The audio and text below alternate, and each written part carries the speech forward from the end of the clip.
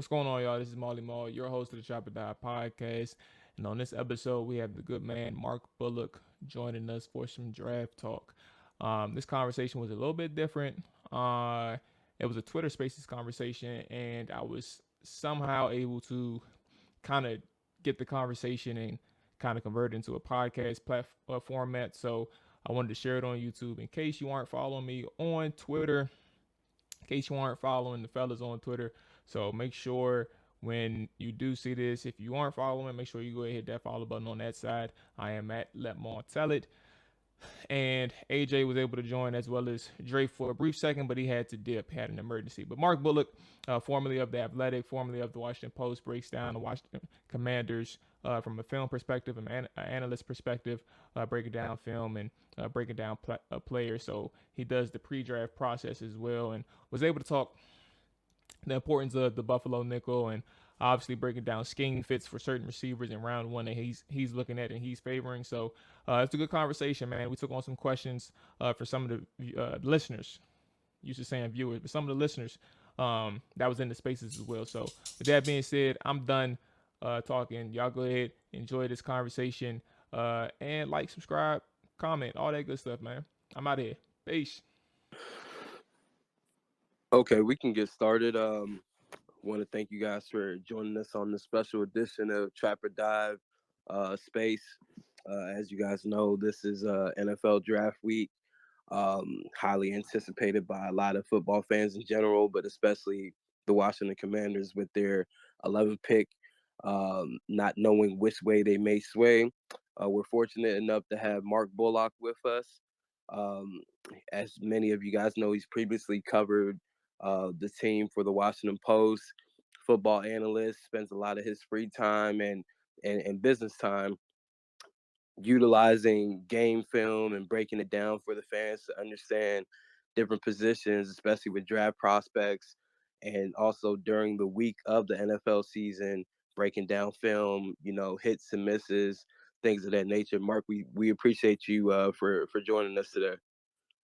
Yeah, of course, no worries. Thanks for having me on. Hey, no problem. So, also here with my co-hosts, Maul and Dre. You guys can chime in as well. Hey, I'm about to say, what's going on, man? Appreciate you, Mark, for joining us for a little bit to get your ideas and your theories on what's gonna happen this weekend, this upcoming weekend. Yeah, of course. All right, so I'll go ahead and start it, Mark, man. Like I said, we appreciate having you with so much insight and like analyzing the game to such a certain degree. With the 11th pick in the draft, do you feel like the fan base is on Mark with thinking that they need to go offense and go wide receiver, or have you seen in the game tape from last year with Taylor Heineke, it was his issue or a lack of wide receivers getting separation from defenders? So they the main issue was the quarterback with Heineke and Scott Turner was scheming guys open, and obviously Terry McLaurin was getting himself open, and Logan Thomas, when he was healthy, was getting open, and there was opportunities to be had, and they just weren't taking full advantage of it. So um, throughout this kind of draft process, I've been saying that if they don't want to take a receiver at 11, they can quite easily justify that by saying, they've got Curtis Samuel coming back from injury, they've got another year. De'Ami Brown being in his second year, he should take a step forward, and Logan Thomas coming back off his injury, and they've kind of got some good pieces there, so they could justify that. But you can never have too many weapons, I suppose. And if you really like a guy at 11, whoever that guy might be, you could quite easily say, well, Curtis Samuel can play in the slot, and if we're looking to attack down the field more often, we're going to be rotating our receivers a little bit more because they're going to be running more vertical routes and tiring out and needing to be rotated. And if you want to run some four receiver looks and that kind of thing, there's always ways to make room for more receivers. So they could quite easily draft a guy at 11 and justify that as well. So I think I think fans are right to be looking at the receivers, and looking at adding another weapon. But the team certainly isn't forced to go down that route if they they want to go with a defensive player, or an offensive lineman, or whatever it is. So, Mark, would you say that you've seen these wide receivers from the season last year? Were they getting separation on their own, or were they schematically being open within the game plan?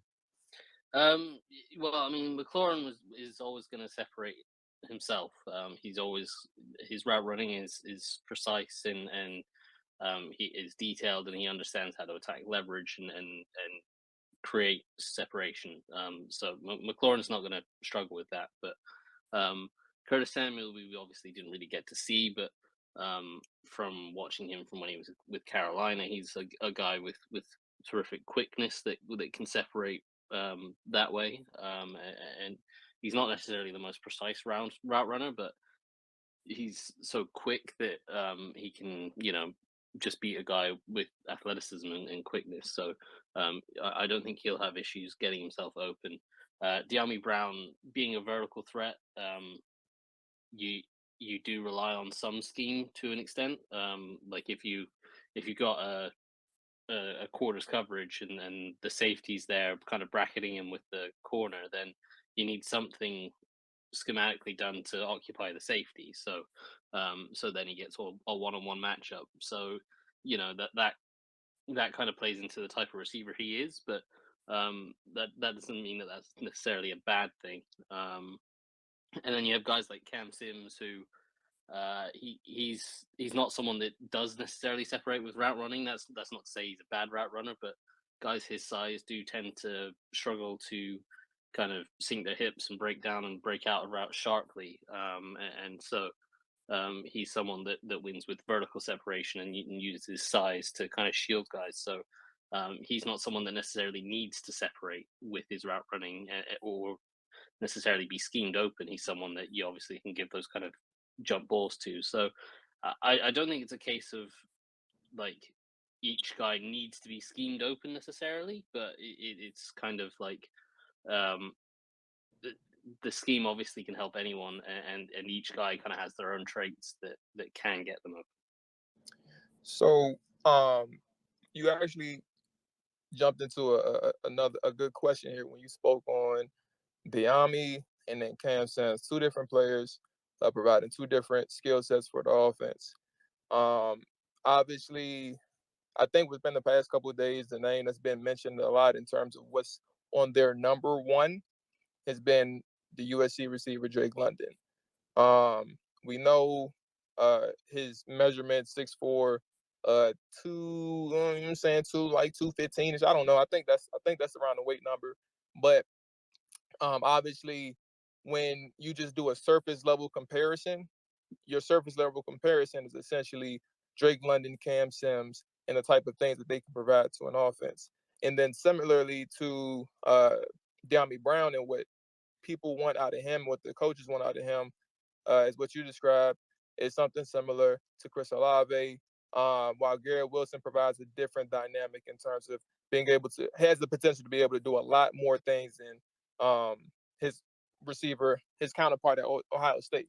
My question is, like, if you had an understanding of, both sides, and understanding that they have something on their roster from the receiver position, and what they already have and what they're trying to do with the Cam Sims or what they're trying to do with the Yami, what tended or what priority do you lean more in terms of skill set in the draft? Are you looking at that Olave type of guy, or are you looking at somebody who can benefit more in a Drake, or excuse me, that's my opinion, somebody who may be able to benefit more on a down to down basis in Drake London, who's probably going to see a little bit more targets given what he can provide? Like, what type of priority do you see in the offense?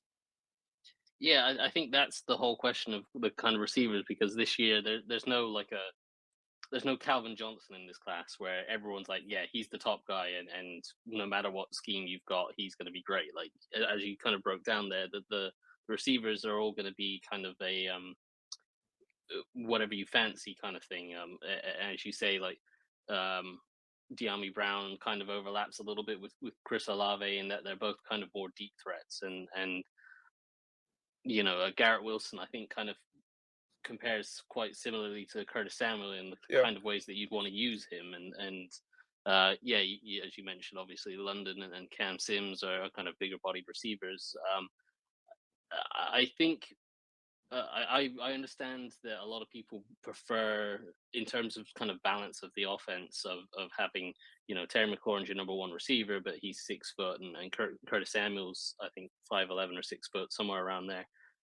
So I can see why people kind of want that third receiver to be a taller guy, and obviously Carson Wentz has a history with taller receivers, and throwing those kind of jump balls that taller receivers tend to go win, and obviously Drake London's one of his best skills is going up and winning those jump balls. So I understand that. Personally, just as a personal preference, I prefer Chris Olave, because I think he's a terrific deep threat, but I think he's a great route runner, so he will create separation for himself anyway. And I think the way he paces his routes, he really understands tempo of routes, so he understands when he needs to leave himself with an extra gear to go to if he's running a deep post or a go route. And a quarterback overthrows him. He kind of like how Deshaun Jackson always used to have that extra gear just to make sure that they caught up to the deep ball. He can go and get it, but he also has that ability to throttle down and go slower if he's running a shallow cross and he sees a defender sitting in zone, and he needs to slow his route down and sit in a gap in the zone, sort of thing. So I think he's a really smart receiver, and I think that tempo of routes and the way he runs his routes is something that's always going to allow him to get open. And obviously his deep threat. I get that people think that like McLaurin has the speed and Curtis Samuel has the speed, so they have got enough speed. They need size, but I don't think you can have too much speed in an offense. And the way that McLaurin's been kind of more double covered in recent years, and safety's cheating his way. If you have a true deep threat like Olave on the other side, then teams have to either stop cheating to McLaurin's way, which is going to open things up for McLaurin, or they're going to have to play two deep safeties and work out of two deep coverages, and then that opens things up for the run game. So for me personally, I like Olave a little bit more, but I do totally understand the appeal of and with the size of London, but just personally, I prefer Olave. So Mark, with you mentioning Olave, I guess my question would be, if you look at Jameson Williams' tape and also his numbers and yard after catch, wouldn't he intrigue you more than Olave as far as like being a Robin to Terry McLaurin's Batman within this offense, especially with Carson Wentz? Wouldn't you think that would be a better mashup versus Olave? I think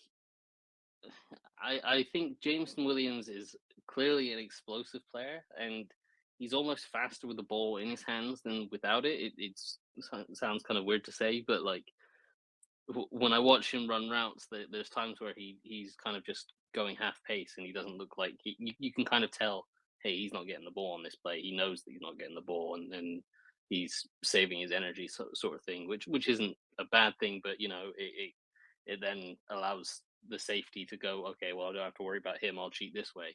There was little things like that I saw in Williams' game that I didn't really like. Whereas, but obviously that explosive ability to, if he catches a slant, he might go 90 yards. He's got that ridiculous ability to just run away from people. I think that's obviously an appeal, and you wouldn't go wrong drafting that. But I just think in terms of how complete of a receiver he is, I think his route running is good, but not great. I think obviously he can sharpen up, and every receiver can sharpen up as they enter the NFL. But I personally still prefer what Olave can bring to an offense, and as I say, with the tempo of routes and the just the sharpness of which he runs routes and the understanding of how to attack leverage. I think it all points to a very polished receiver that you don't really get at his age, but also a very intelligent one that really understands what he does well and what he needs to do to open up not just things for himself but for the rest of the offense. And I think that kind of attitude and that intelligence will appeal to a lot of teams. So, I got one more question about just receiver specifics. When we talk about weaknesses or concerns heading into the NFL, these prospects, uh, I also, I think I would beg the question, like, to what level does player weaknesses concern you? And specifically, I haven't watched much of Jameson Williams, so I will leave that up to AJ, and I will leave it up to you. Um, I've seen Garrett, obviously Drake, and in terms of the first rounders, and Chris. So I think one of the things is, like, to what degree are, like, the weaknesses concerning you? For Drake, his vertical speed, his ability to separate through foot speed is a concern. When you have a guy, especially who didn't even run a 40 during the moment that all eyes were really on him since they pushed the pro day back for him. He chose not to run the 40. Look at his film, blah blah blah, all that good stuff, right? And then when you look at Chris Olave, I personally, I don't think that play strength is something that's necessarily in his in his toolbox. I don't think he's the strongest guy. I don't think he has, like, a frame to kind of withstand those press defenders. And I think on the NFL level, when you face stronger guys who are capable, who do this on a day-to-day basis, they're not going to be scared of a rookie coming into the league. Just same thing as they're going to do with Drake London and other receivers as well. So my question is, like, where is the level of concerns and where you lie for strengths and weaknesses? So, like, how do you weigh them in terms of your processing, and how do you arrive to X YZ receiver being number one on your board, number two on your board, and all that type of stuff?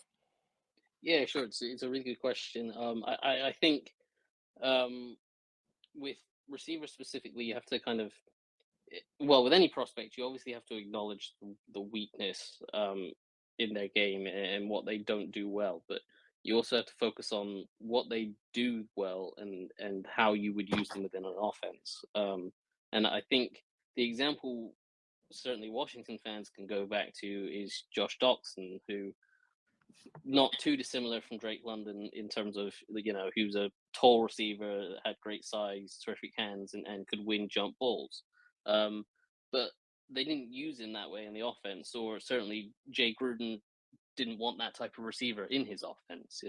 He had at that time he had Pierre Garcon, who was kind of his X receiver that was maybe a little bit smaller for an X receiver, but he was a great route runner. He could get pick up yards after the catch, and he was tough and physical and kind of in a Terry McLaurin mold, but McLaurin obviously has more speed. And then on the other side, he had Deshaun Jackson as a Z receiver, again another smaller guy, but a deep threat that could stretch the field and open things up underneath for Garcon and Jordan Reed at tight end and Jameson Crowder in the slot and that kind of thing. So um, his offense was built around those kind of guys, and the quarterback that they had obviously at the time was Kirk Cousins, and Kirk Cousins certainly at that time in his career was a very risk averse quarterback, and so asking Gruden to change his offense and asking Kirk Cousins to suddenly become a lot more aggressive and throw up these jump balls to Josh Doxson, some rookie that he's never played with before, that was always going to be a recipe for disaster looking back on it, because that was what Josh Doxson did well, and that was how he won. And they didn't have a quarterback that suited that style of play, and they didn't have a scheme that suited that style of play. Whereas now in Washington, you've got a guy in Carson Wentz who loves to throw up those 50-50 balls, and you've got a coordinator in Scott Turner that likes to attack down the field with a vertical offense. So someone like a Drake London does make sense in terms of, he fits what the quarterback does. And so you would imagine that's how they would use his skill set to their advantage and let him go up and make those jump balls and win those opportunity balls, because that's what Carson Wentz likes to do. And a guy like Chris Olave, he's kind of a deep threat. He'd be in the Deshaun Jackson mold of playing a Z receiver, and you can kind of you can mask those weaknesses that, as you mentioned, yeah, he's not a physical guy at all. He's not going to block anybody. He's not gonna defeat a press coverage, a real good press corner. But because he's a Z receiver, you can move him around, you can stack him behind McLaurin, you can send him in motion just before the snap, and that kind of thing to kind of help him avoid having to defeat a press, and then you let him go and do his work as a deep threat and open things up for you. So and in a vertical offense, that's always going to be useful and always going to be used. So um, yeah, the weaknesses you do have to acknowledge, but I think you have to acknowledge them within context of how that receiver is going to be used within the system. And I think you can make arguments for both London and Olave as guys that they can kind of mask their weaknesses and play to their strengths. Whereas with a guy like Wilson, as I kind of alluded to, I think he's a guy that, yes, he can do a lot as a receiver, but he can also, he's a guy that you want to manufacture touches. You want to get him the ball in his hands. You want him running jet sweeps and reverses, end arounds, and all that kind of thing. And that's the kind of stuff you want to do with Curtis Samuel. So you've already got a guy that does a lot of that kind of stuff, that has a very a skill set that overlaps a lot with that. So Where there's would only so where would Jameson fit for you? Is he an X or a Z? he'd be a Z, someone possibly a guy that you can move into the slot occasionally as well. So I think in this class, you could, Drake London's probably the only one that would be sort of, as the kind of first round guys go anyway. I think Drake London's the only guy that would be an X, but I think in Washington, all of these guys would play as a Z unless you move Terry McLaurin around, because McLaurin's the X. So um, I think that kind of also plays into why I'd look at Olave, because he's more of a natural Z, and McLaurin's your X. So for me, that would give you a very much like what they had under Gruden with Garcon as the X and Deshaun Jackson as the Z. And obviously, Olave would have a long way to go before he'd be Deshaun Jackson, but it would be a very similar skill set to what those guys had. Okay, so we want to open it up a little bit for some of the listeners to ask you a couple questions, and then maybe a few more questions from myself and Maul before you get up out of here, Mark. Sure. So if any of the listeners, if you want to chime in, go ahead and raise your hand, post that emoji, and we'll go ahead and invite you up to ask Mark or one of us a question.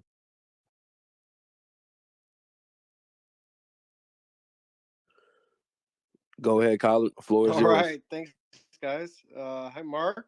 So happy you guys are doing this. Can you talk about what you might have learned about Scott Turner as a play caller, his philosophy last year, and what you might think he's interested in doing this year? Kind of an open-ended philosophical question. Thanks. I'm assuming that was for me, and but yes, yeah, I think with Scott Turner, he's a guy that it's kind of hard to a degree, because the quarterbacks that he's had is kind of limited what he can do.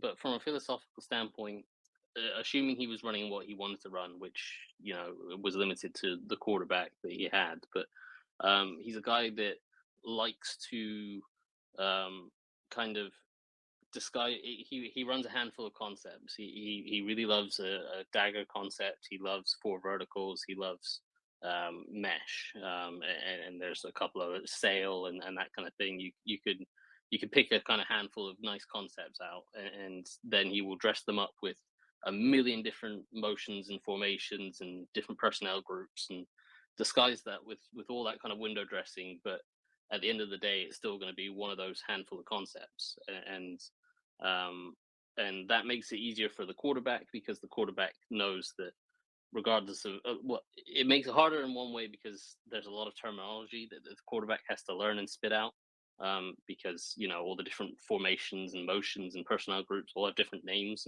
and then they have to obviously learn that stuff. But once you get the terminology and the language of the system down, when you're actually in the pocket and you've got guys around you rushing you, trying to hit you, it's the same reads for a lot of the game. Like you're running four verts 4 or 5 times a game. You're running sail 3 or 4 times a game. You're running dagger God knows they've run dagger like 10 times a game for the last year, so they love the dagger concept. So the quarterback's making the same reads every time, which makes it a lot easier for them.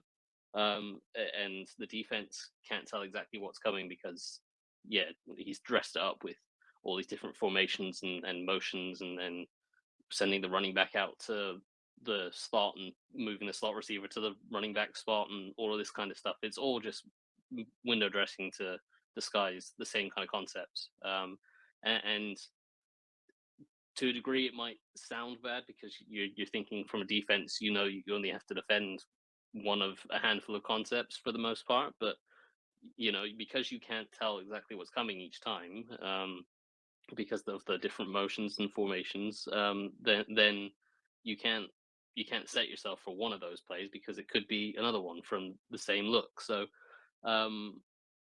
it works, and it's something that it's a little bit different from what we've seen from a lot of the top offenses in the league. It's not quite the same as what like Kyle Shanahan or Sean McVay used to do. It more lines up with when Kellen Moore with the Cowboys the last few years and Dak Prescott have been tearing teams apart. They've been doing the exact, not necessarily the exact same thing, but they've been doing a very similar thing where they show a lot of different formations and motions and stuff, but they're only running the same handful of concepts every time. So that's kind of what we've seen from Turner so far. Whether it will stay that way going forward, I'd imagine that's kind of a philosophical thing for Turner, that he likes to do things that way. Maybe it might be a different handful of concepts with Wentz as it compared to Heineke or Kyle Allen or whatever, and then look to attack down the field more often. But those concepts that he was using are still vertical concepts. Like four verts is obviously a vertical concept. Sail is a vertical concept, and dagger is a field stretching concept. So I would imagine it doesn't change too much, but there'll obviously be some sort of tailoring to what Wentz likes to do. All right, so DT, you can now go ahead and ask the question. All right, appreciate y'all pulling me up. What's going on, everybody? So my question is to Mark, and I understand like we were talking about wide receivers and stuff, and seen your posts and stuff. You've been covering the wide receivers lately, but I was just wondering, have you got a chance to look into the tight end class? And if you have, is there a guy that you like?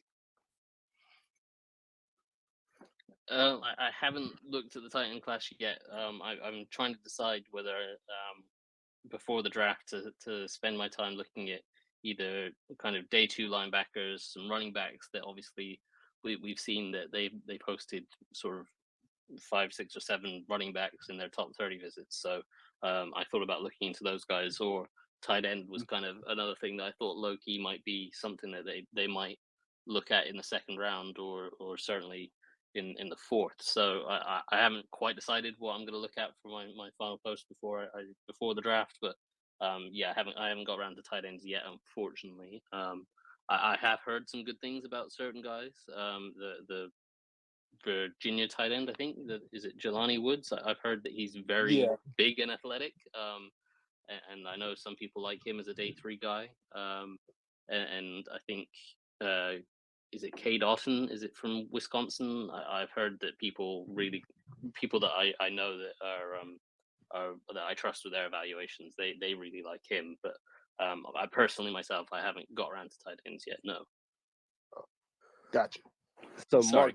Mark, I wanted to ask you a question. So let's speak hypothetically. If you were Martin Mayhew or Ron Rivera, you're sitting at the 11th pick in the draft, and your options that you have of available players is Kyle Hamilton, Drake London, Chris Olave, Jameson Williams, and Derek Stingley. What player do you decide to go with, and why? Well, assuming there's no offer on the table to trade back at that point, I think the debate you have to weigh up is: do you want to go with Kyle Hamilton and use the depth of this receiver class in the second round, or do you want to take your top receiver, whether that's London or Olave or Williams? For me, it would be Olave, but I get that the reports say that they like London more, and I'd understand that. And you know, Jameson Williams, if he's healthy and doesn't have the ACL, I'm sure that everyone's rating him higher. So all of those guys could be in play, and you have to decide whether you'd want one of those guys and circle back to a safety that in the second round, and that was something I wrote about today, with day two kind of safety options, and whether a guy like Daxton Hill might fall from Michigan, as a guy that could play a little bit more man to man from the slot, or whether you'd get a Jaquan Brisker, who we've heard that they quite like, as a guy that could either play that Buffalo nickel role or potentially play safety and allow Cam Curl to move back to the Buffalo nickel. And that's the nice versatility of having Cam Curl, is that you can kind of see who's there in the second round and fit the secondary around that, because Curl's so versatile. But I think if I'm in that position, I think it would be very hard for me to pass up on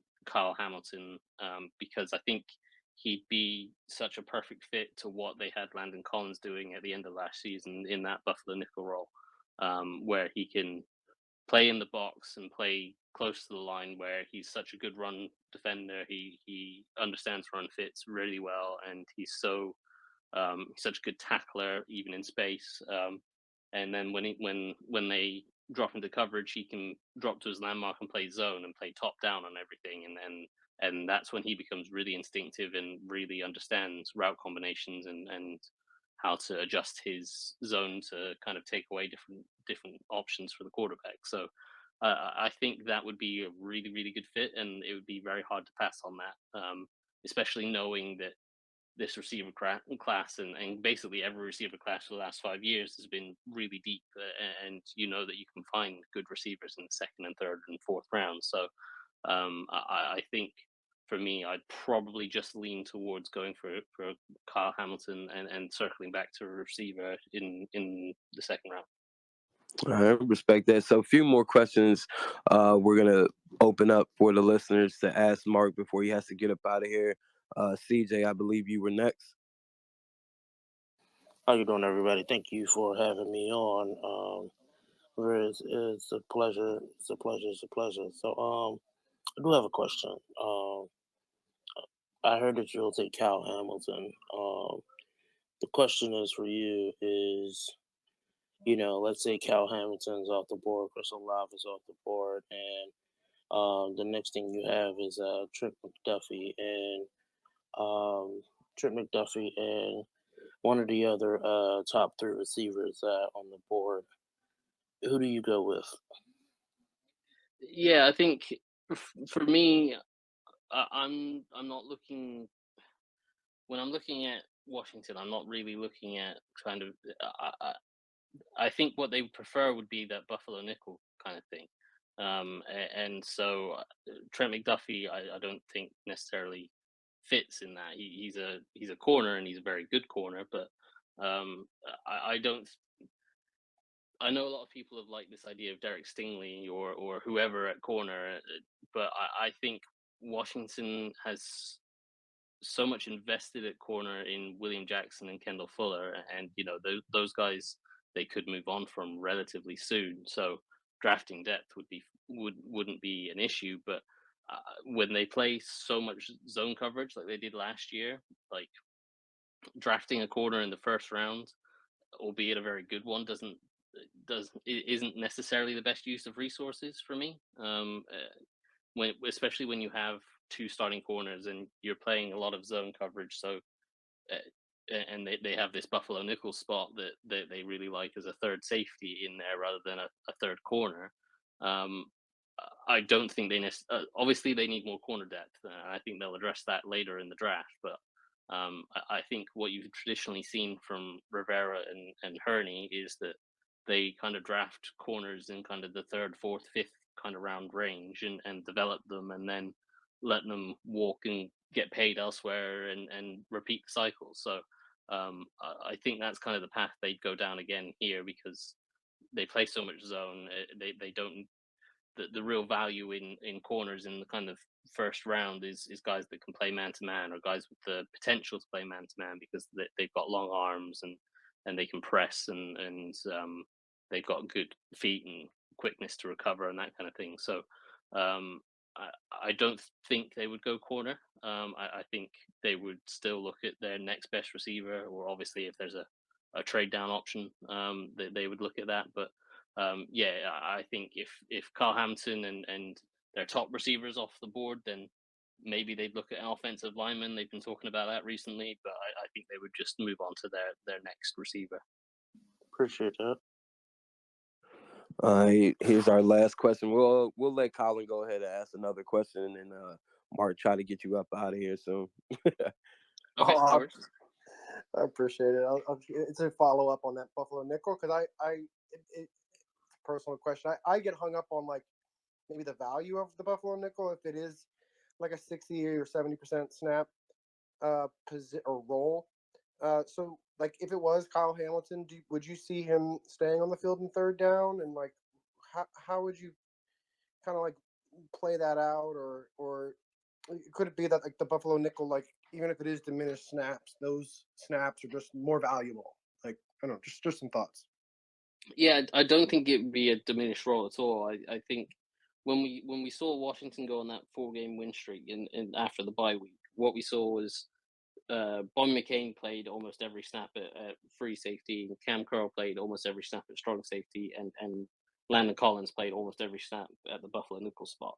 And you know, I think they were all in the kind of high 80s, low 90s in terms of snaps, and they just, you know, they'd have the occasional play where they'd rotate out, or you know, if they got hurt and had to come off the field for a snap or something like that. But what having that third safety does, and especially if it's a guy like Kyle Hamilton with his size, is basically allows you to essentially play your base defense, but with a linebacker that's a hybrid safety guy that can line up over the slot, play what's called the overhang and the run fits that come with that.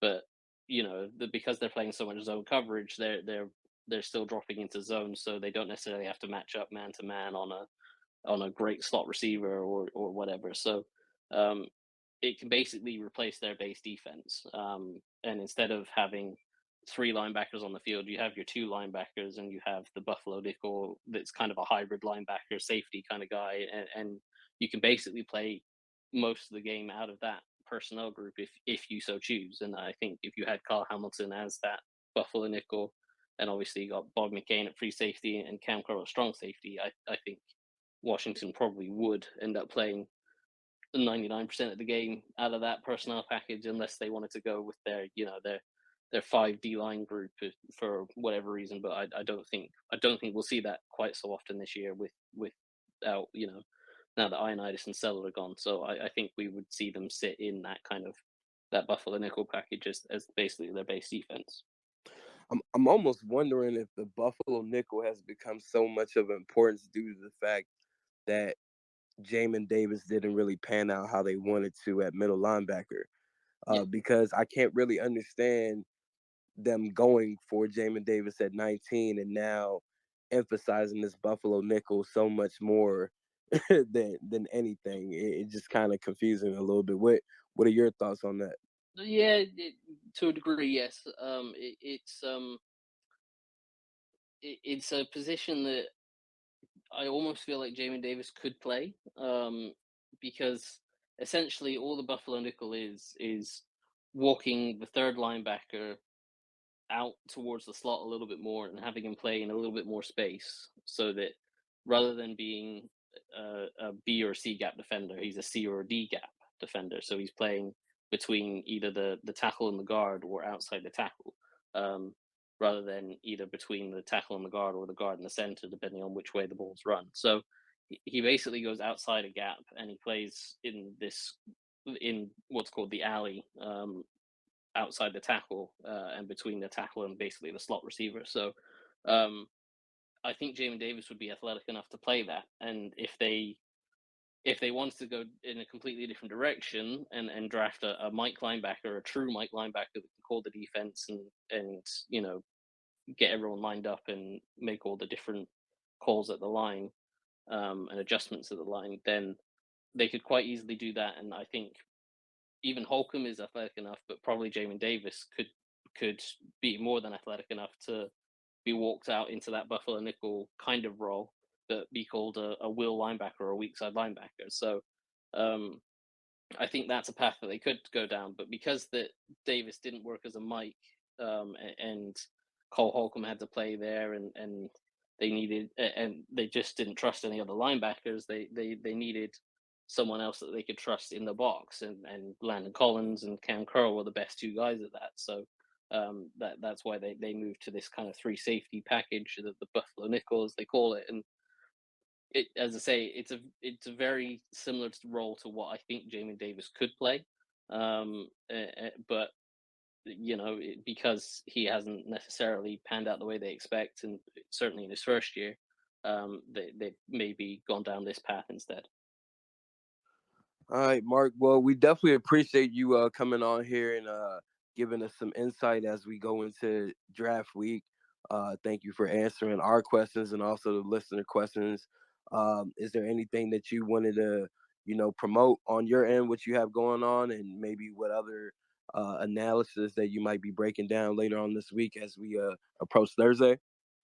I guess I could plug my Substack. I think most people here probably would know that I have a Substack page now, and I'm doing articles there. markbullock.substack.com, and it is a subscription-based site, but it's $5 a month, and you can you get access to all of the articles, and they get emailed to your inbox every time I post something. And yeah, going up to the draft, I think I'm going to do one more article for Wednesday morning. As I kind of mentioned earlier, I'm not 100% sure exactly what position yet. It's going to be looking at kind of guys that they could target on the second day, in the second round. And I'm kind of trying to decide between linebacker, running back, and tight end. I haven't fully decided yet, but it'll be looking at If I that. had a And vote, then I'd say linebacker.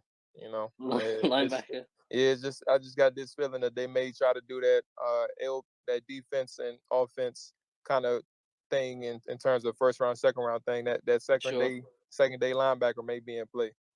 Okay, well, maybe everyone here If can, I had a vote, Sure, everyone here can have a vote. Everyone tweet me and let me know what you'd prefer.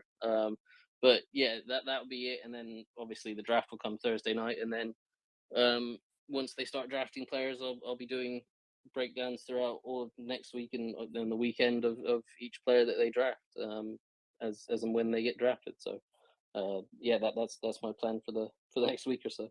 Mark may have to break down offensive linemen based on the press conference that Ron and Martin Mayhew did. It sounds like they might be looking at offensive linemen too. So he got a few things he got to worry about. Hey man, it was a pleasure having you, Mark, and we definitely appreciate you. Hope to have you on our podcast in the future as well. Of course. Always looking for your insightful takes on prospects and even what's going on with the team week to week. We definitely appreciate your time. I appreciate you, Mark. All good. Anytime, guys. All right. So me and Jamal are gonna stay on here for a little bit longer, chop it up with you guys. I don't know if anyone has any questions or any comments that they wanted to make. Go ahead and request to speak. But Maul, what I was gonna say to you is, man, when I look at Drake London, I know that's the guy that you really like a lot. I just start seeing more Darren Waller, Travis Kelce in him, more so than a wide receiver. And that's not to say it can't be a deadly weapon. That's just how I'm seeing him, projected on the NFL level. I just don't see him, being a wide receiver per se. I really see him being utilized as like that flexible tight end that you could put into the slot, you could line up, next to the tackle, whatever the case might be. Like as an H-back. Yeah, like an H-back. So he's definitely like a weapon, but I just don't know if I personally would feel comfortable going for that type of play at 11. Has anything changed on your mind? I mean, your mind, especially that he didn't run the 40 and he was supposed to run the 40? Nah, I don't think nothing changed on my mind. Like it's a notable. I think it's a note that you take that he chose not to run the 40, and I won't ignore that note. That's the reason why I brought it up.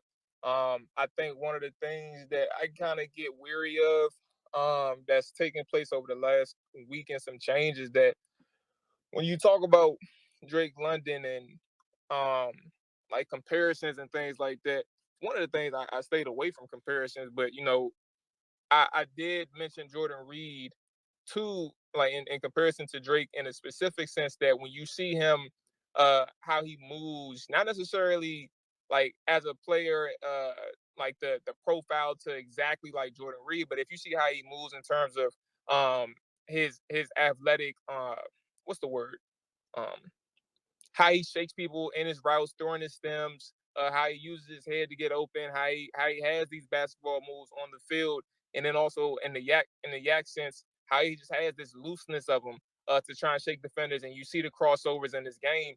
That's what I see in Jordan Reed in comparison to Drake London. But I think when other people mention like tight ends in comparison to Drake London, and you hear that Jordan Reed thing, people automatically say, "Oh, he's a tight end." No, I think Drake London is more athletic than a tight end. I think he's also quicker than your average tight end. And I don't think people are taking that part into account, and it's become dangerous in the sense like over the past week when you hear these things, people start saying tight end, tight end, tight end when it comes to Drake London. No, there's a distinct difference between what we're talking about from a play style and also what you can do on the field. And I think what Drake London does on the field presents a better opportunity than a tight end. And I don't think that you can say that H back or playing closer to in line or even closer to the offensive lineman is fair for Drake because I think he's more versatile. I think you could play him at an X. I think you could play him at slot. You have that versatility to move him around. I mean, Mark mentioned, moving Terry around. This isn't a counter to him per se, but it is a notation that you know there was some stat sheet. I don't even remember where it's from, so I can't credit them. But there was a stat sheet that even brought up the fact that Terry was not just only at the X receiver position in 2021. He moved around. He was at the slot as well. So it's not like he's hindered or strictly playing on the boundary or as their X receiver. There's things that you can do. And for Drake London, per se, I think that there's a lot more that he offers than just saying, he has to play closer towards the offensive lineman or playing in line or even playing H back. I think that he's a person you can play at the X specifically if you have a role for him, but also he just knows what he's doing from a mental standpoint, and he has the strength to kind of work throughout the smaller receivers and sometimes even smaller defenders and sometimes even defenders his size. There's a lot going on for Drake London, and I don't think limiting him to a tight end or comparing him to a tight end helps people see that part. I mean, I definitely respect that. I think, I'm always been locked in on Jameson Williams as as wide receiver number one anyway. So And that's that's the why. thing too. I ain't mean to cut, but that's the thing. Like, it's important to know Drake is my third. It's Jameson and Oh, you what's his name, changed. Garrett When Wilson. when did you come over to the better side? No, I've been saying that. I've seen when I say I don't watch Jameson or I haven't watched Jameson, it's off the strength of like in detail. You guys know how I watch the film and stuff. I Yeah. haven't watched Jameson in that regard, but based on what I read, I respect some of the people that I've been reading and things like that. So Jameson has always been my number one. Garrett Wilson is my number two. Drake has always been my number three, and I've said that for probably like a month or some change now. People just hear me talk about Drake London a lot because I fight against the misconceptions about him. So that's all you hear, Drake London. Yeah, I mean, I just think if you add Jameson Williams to this Washington offense, and if you truly are, buying into the notion of you really want Carson Wentz to succeed, his best ball is his deep ball. If you give him two, well, actually, you could kind of say Sam is a deep threat too because he has that speed. But if you give him guys like Terry and Jameson on the outside to be able to stretch the field, it opens up so much for Scott Turner to be able to call. And it also helps Antonio Gibson big time with having more running lanes open to him. So I think that's even one of the negatives with Antonio Gibson, with him still being raw at running back. He's not as comfortable hitting certain lanes. And that's also because the defense is kind of just they're doubling Terry. They're not fearing anybody else. They're not fearing Logan. They're not fearing Curtis whenever he can play or Diami, Adam Humphreys. It just like loads up the box damn near for Antonio Gibson. But if you add two speedsters, man, it changes a lot of things. But I think Thursday would be very intriguing for what this team decides to do. I guess Maul, I'll let you tell the folks what we got going on Thursday. Yeah. So I don't know how many everybody or everybody that's in here is going to FedEx Field, but we will be. We were invited to live stream for the event, the draft event, and possibly during the draft. I guess we'll talk about that part when we meet up, AJ, and talk with Dre about that too. But we will be on site Thursday to kind of chop it up with the people there and hopefully speak with some good guests, some former players and members of the front office. Who knows? Who knows what we'll get? But we'll see some representatives of Washington for sure and get to pick their brain before the draft actually starts. So interesting perspective, interesting opportunity. But we'll chop it up Thursday for sure. Oh, I mean, and we're back tomorrow too. I'm sorry, we got the live stream tomorrow. so we'll be chopping it up then. But yeah, for sure in terms of the draft event, we will be on site Thursday to kind of have some fun during the draft at FedEx.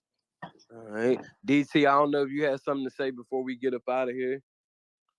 Oh, I was just gonna say, when you were talking about Jameson, see, I'm an Ohio State fan, and like when Jameson was at Ohio State, we all know the story that he transferred from Ohio State because Jackson Smith and Jigba. And I think the scary thing about Jameson is he just scratches the surface. Like he has potential to be all pro. And that's scary. No, I definitely agree with you, and I think some people are trying to make it a jab at the fact that Jameson Williams only had 1 year at Bama. He also left Ohio State, but the same can be said about Joe Barrow. Like he left Ohio State and he went to LSU, won that national championship, and just took the Bengals in the second year to the Super Bowl. I think it's certain ways that you can evaluate 1 year wonders, but in this situation, when you have a guy that puts up those numbers as a deep threat in the SEC, you that's not somebody you could play with. Like that's somebody that is definitely a threat all the way, and that's why it's kind of interesting for me, even having Mark on here and saying that Chris Olave is a deep threat. I think we look at that 40 and say he's a deep threat, but I don't see Chris Olave play his 40 speed at all. I don't really see him do much after the catch either. So he's smooth, like, and I've said I've said it to our co-host. He reminds me of a faster Keenan Allen. Keenan Allen is definitely he's gonna route you up. He's gonna make that catch, and he's just gonna go down or step out of bounds and keep it moving. And that's not saying that's a bad thing to have in your offense, but I just feel like this particular offense needs another vertical threat, not a possession guy, because you definitely want somebody that can make plays after they have the ball in their hands. Yeah, I got my things with Chris, man. I honestly think I respect his talent, but I just view him. I don't view him even at a guy that you pick at 11. And I tried to, I didn't want to paint the picture in my question per se, but just I don't necessarily. It's hard for me to trust the guy like consistently on a down-to-down basis if you're talking about a guy with play strength concerns, and that's kind of what really drives me. Like his frame is his frame, right? But there's ways to hide it. But what happens when you meet a physical guy who's going to disrupt your stem, disrupt you in your route and your route timing, but also have somebody who has active hands at the catch point. Like if somebody's like consistently like putting his hands in there. Think about it this way: when what's his name? I think it was the dude from Detroit who went up against Terry, the cornerback who went up against Terry, and they were battling. Like they won some and lost some. Like both Darius sides. Slay. So they won some and lost some. And what you saw with Darius Slay is him sometimes like completely covering the route, but also defending at the catch point too. I'm not saying that Terry is weak or has a below average play strength, but I'm just saying that's an example of what it looks like for a guy in Chris Olave who does have issues against bigger physical corners. And because of his size and his frame, I'm not saying he can't develop and become a stronger person, but I would just say if you're going to take him, which I would have no problem with Washington taking him, I don't think 11 is a good enough place for him, in my opinion. I think he's a trade back option. But because you can use Drake London in a certain way, because you can use Garrett Wilson in a certain way, those are two options where it's like I can afford to use them at 11 or pick them at 11 because they do more in different phases of the game and on a different phases of the play.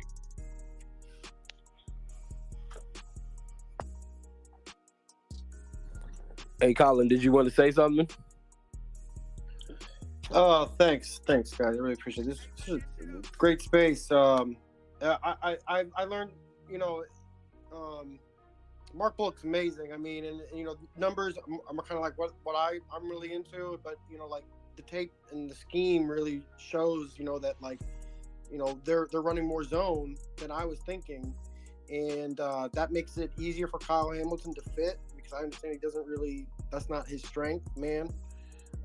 And they're running more zone on third down, so that means like to me like that puts that player on the field more. So to me that was like two big breakthroughs. I was really interested and glad to hear. So just awesome. Thank you guys. Hey, no problem, man. But we definitely appreciate you guys coming into the space. This is our first Trapper Dive podcast turn space for a special edition. We wanted to get Mark Bullock on here, especially with the draft being a couple days away. Maybe we'll do one at FedEx Field. I don't know. I know a couple of the attendees that'll be at the event who are good friends of mine, such as Niles Pauls, Josh Morgan, and Fred Smoot. Maybe we'll get them on here, utilize the podcast or either the space. But we definitely appreciate you guys tuning in and chopping it up with us. Like Maul said, you can catch us tomorrow on the Trap or Dive podcast at 7 p.m. We'll be talking about more draft related stuff as we're excited to see what this team ends up doing at 11. And yeah, man, appreciate you guys. Hope you guys have a blessed day. Yeah, we appreciate y'all. And yeah, just want to throw that same instance or same sentiments from AJ. So yeah, appreciate y'all. I appreciate it, man.